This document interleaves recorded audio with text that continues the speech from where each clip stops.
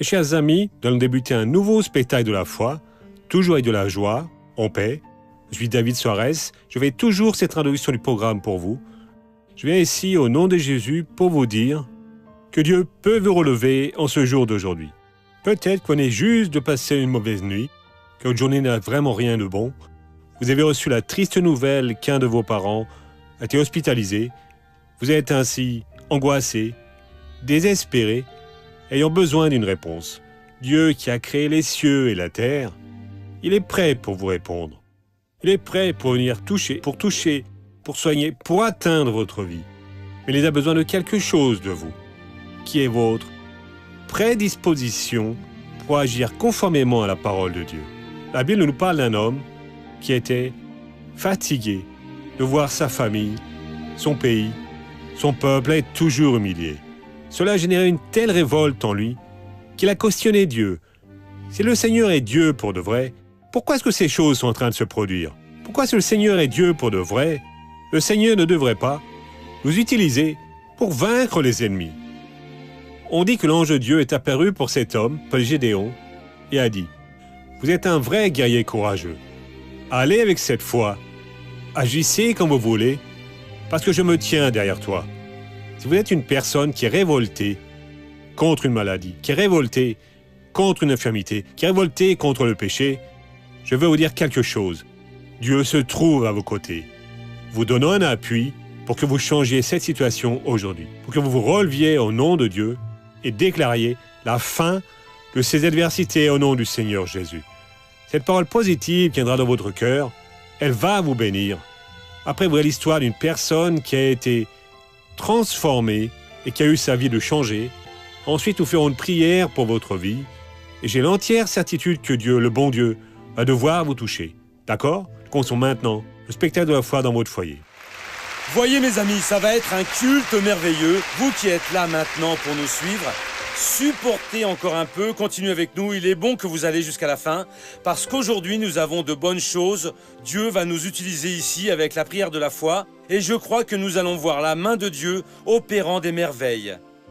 Il y a une série de messages que j'ai donnés ici sur le propos que vous devez regarder vers Jésus. Et il en reste quelques-uns que j'ai besoin de donner. Et l'un d'eux que je vais donner aujourd'hui maintenant. Nous allons commencer là aux Hébreux au verset 1 et 2 parce que c'est une phrase dont nous tirons cette déclaration. Mais nous allons lire pour que vous compreniez parfaitement les Hébreux 12, les versets 1 et 2. Les Hébreux se trouvent dans le Nouveau Testament, presque au final de la Bible, en s'approchant de l'Apocalypse. C'est juste avant Jacques.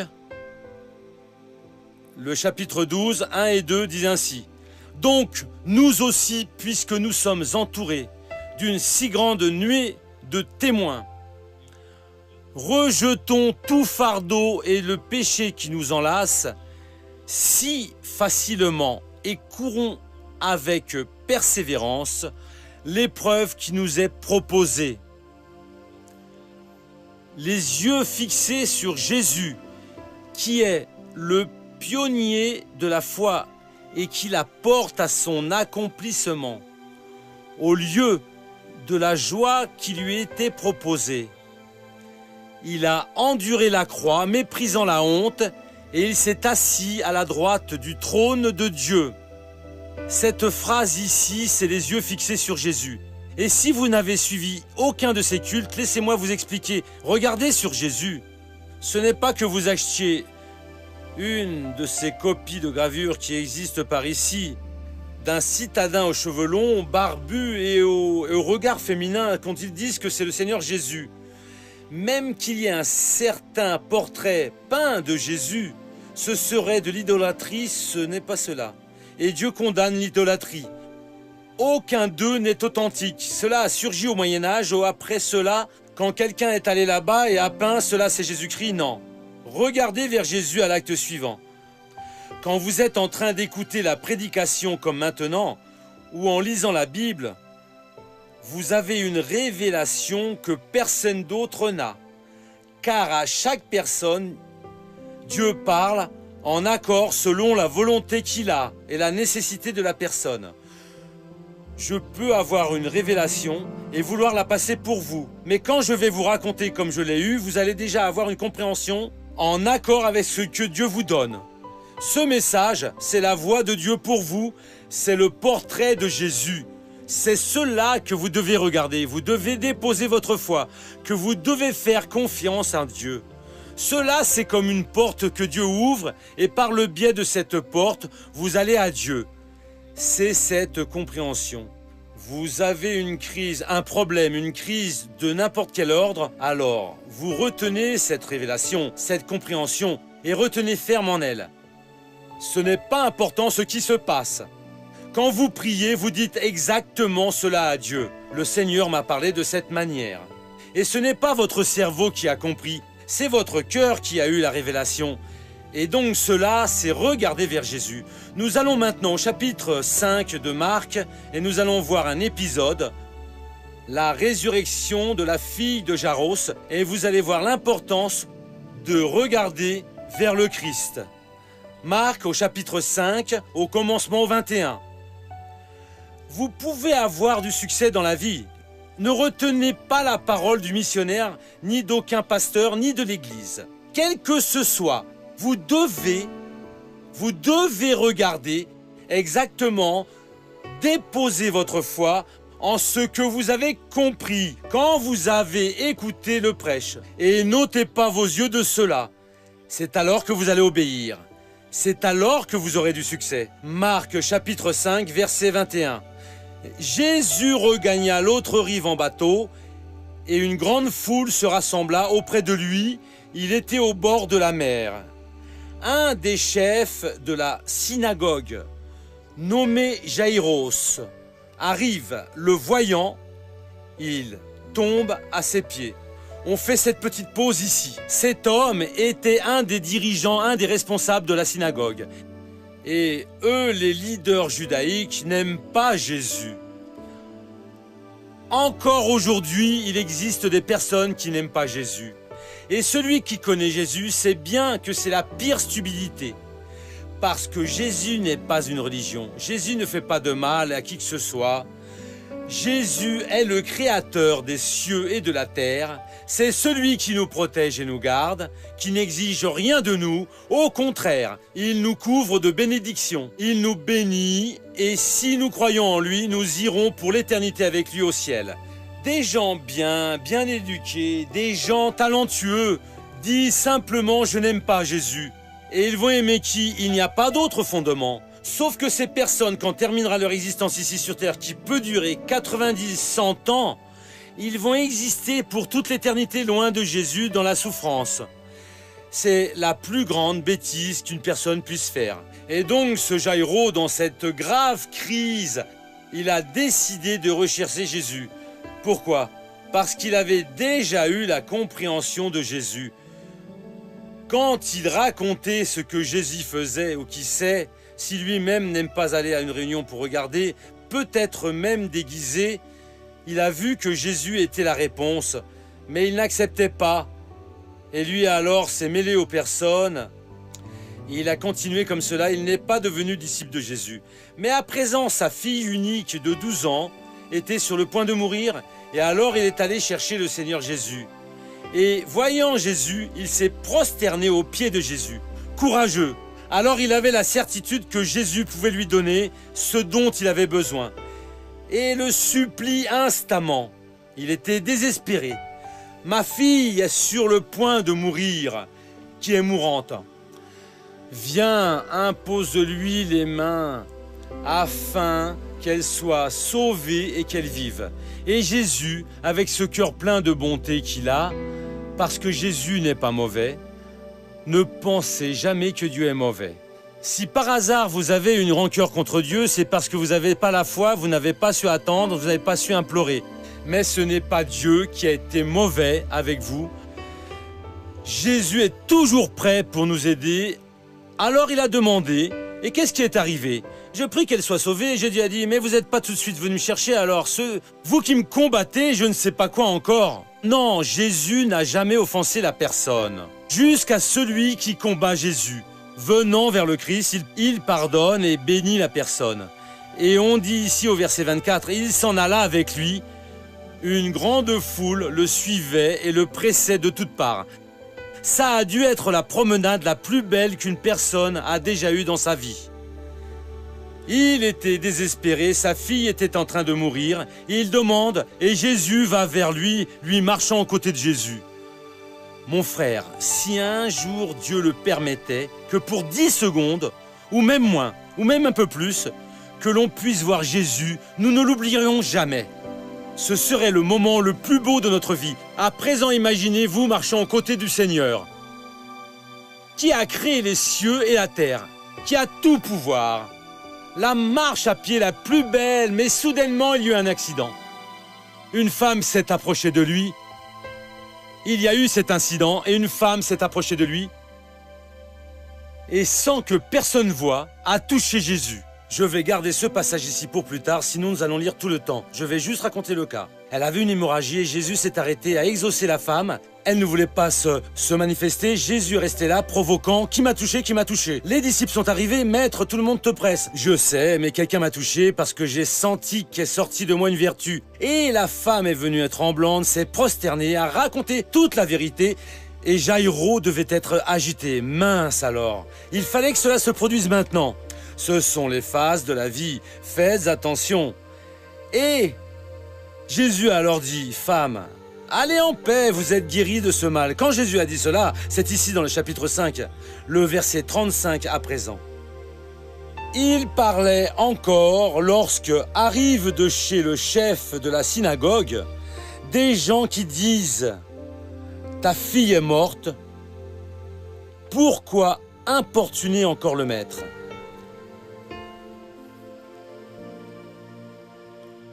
Ô missionnaire, moi aussi j'ai eu une déception comme ça.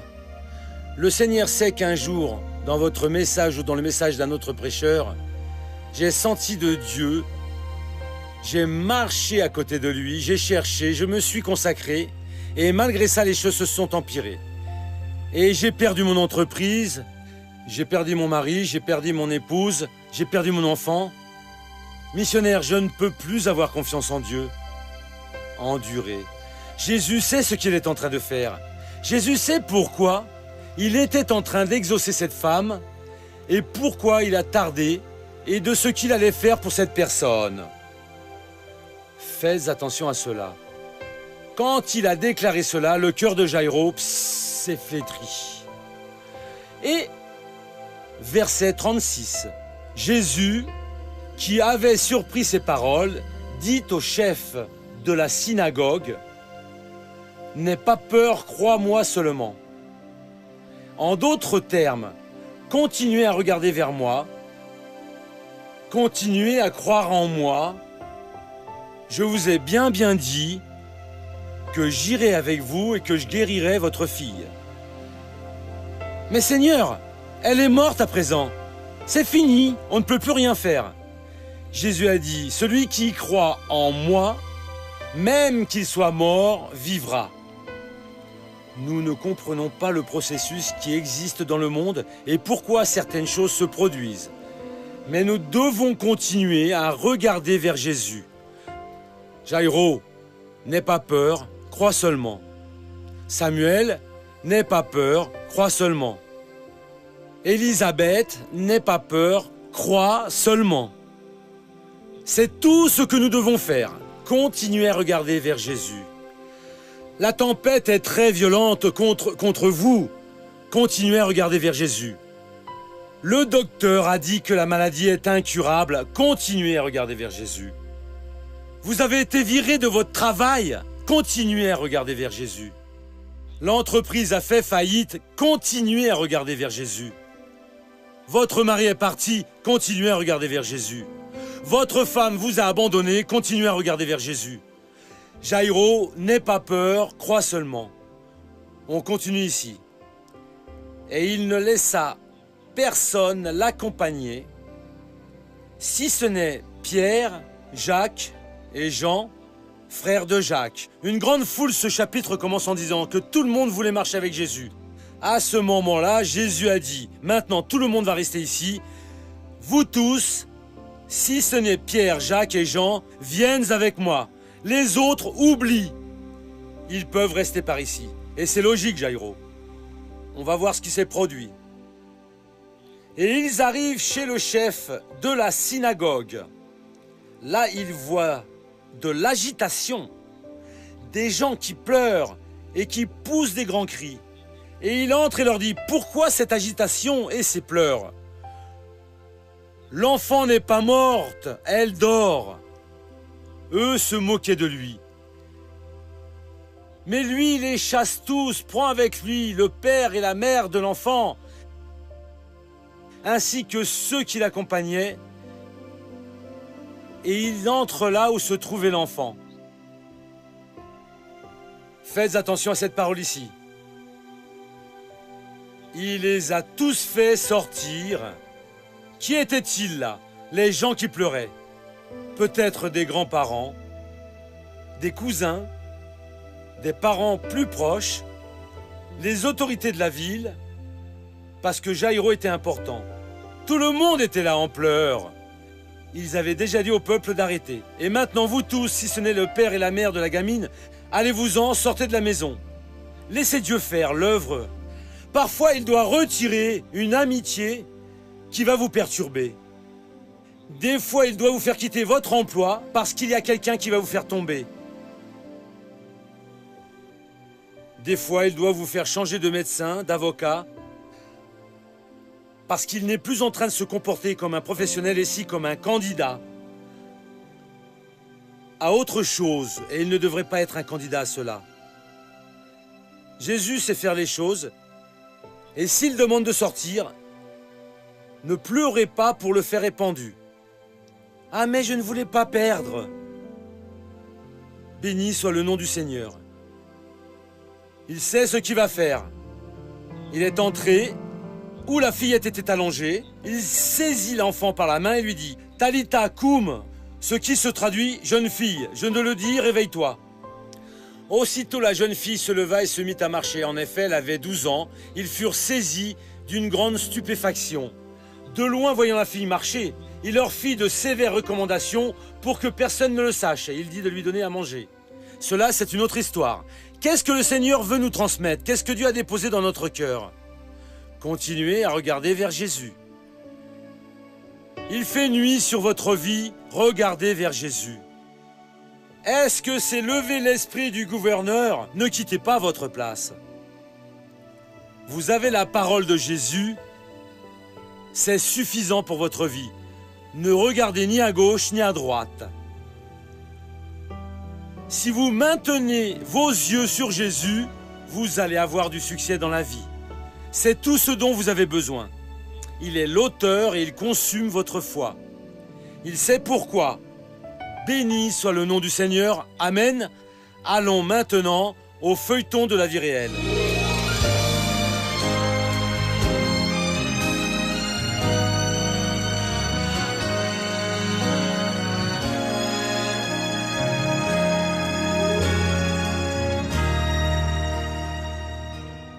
En l'an 2000, nous nous sommes connus, vous voyez, et lui venait d'un mariage, et moi aussi, j'étais divorcée.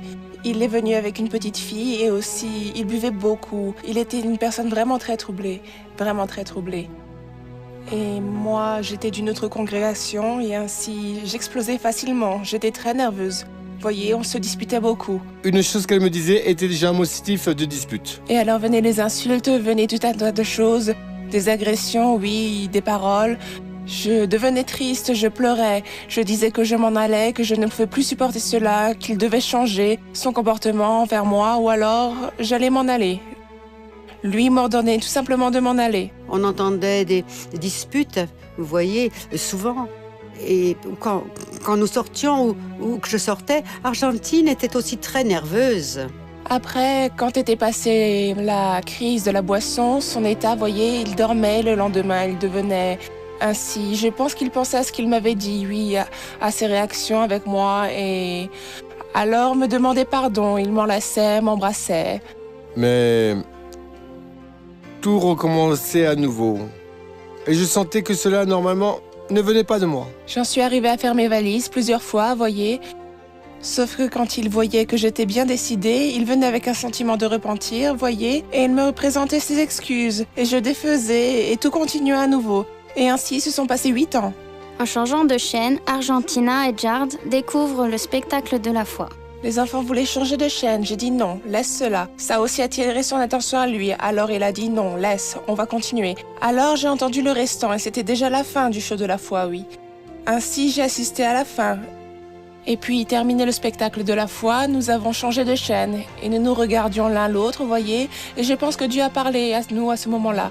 Il nous a touchés. Je lui ai dit, tu connais cette église? Il a dit non. J'ai dit, allons-y, allons la connaître.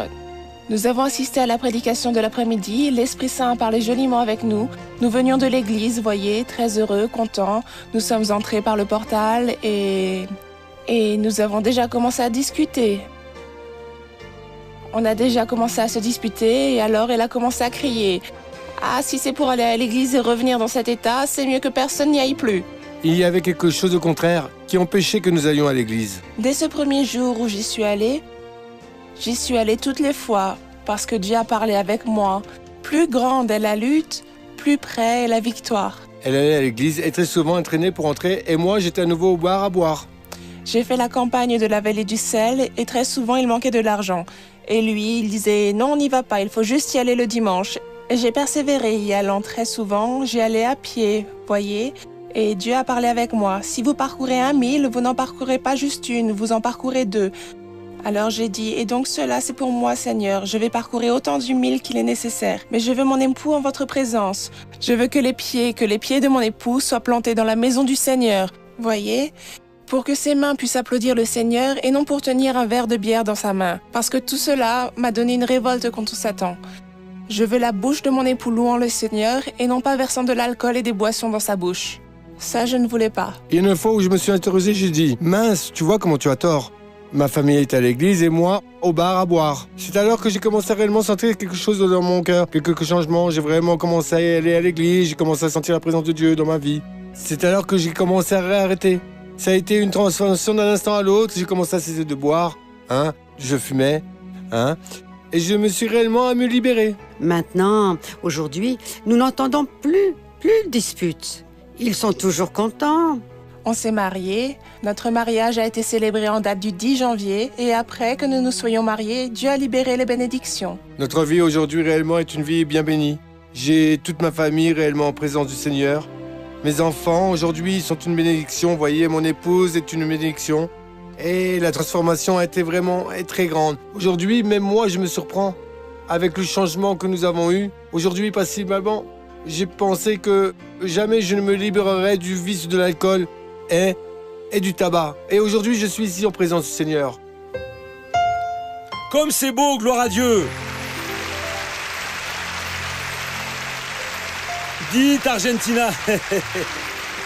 Quelle lutte, hein?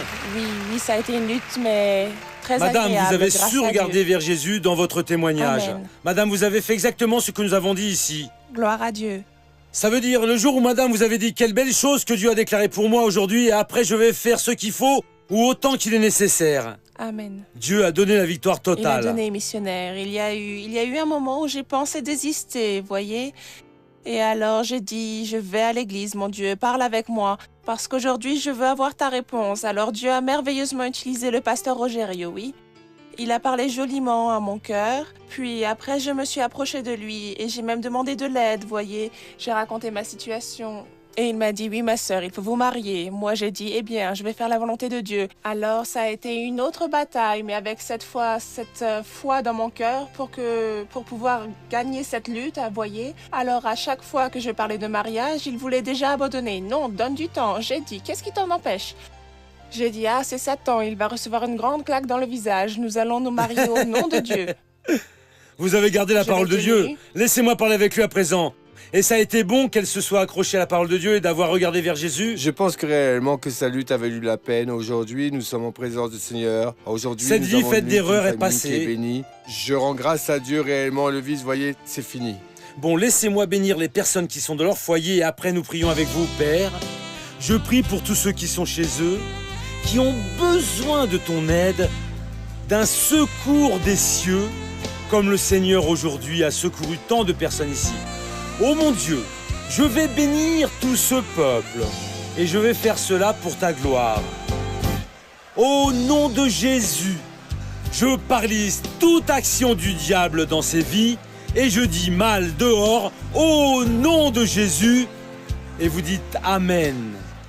Nous revenons ici au studio et je suis certain que le bon Dieu vous a déjà apporté la paix. Et la paix est la meilleure chose que vous pouvez avoir dans la vie. À présent, je vais vous inviter, vous qui nous avez écoutés et dit, cette émission a vraiment été très bonne pour moi. Dieu appelle les personnes pour soutenir ce programme financièrement. Et peut-être que vous avez des personnes qui sentent dans leur cœur, j'aimerais soutenir ce programme. Ce programme pourrait être étendu à d'autres horaires. Qu'est-ce que je dois faire? Ou peut-être que vous dites, je n'ai pas les moyens, vu ma situation financière. Ne dites pas cela. Dieu est un Dieu sage. S'il a déposé ce désir dans votre cœur, il va même déposer avec quelle somme vous devez nous aider. Et s'il a déposé ce désir, il va ouvrir les portes et fournir des ressources pour que vous accomplissiez sur votre commandement. Dieu a placé des responsabilités sur nous, êtres humains, de faire son œuvre à lui, et nous allons la faire. Si vous ressentez ce désir, appelez maintenant ce numéro et entrez en contact avec nous et dites à la personne qui vous répond « Je veux devenir un des parrains du RSORS ». Vous serez alors bénis au nom de Jésus. Nous arrivons en seconde finale de cette émission. Restez tous en paix et à bientôt au nom du Christ.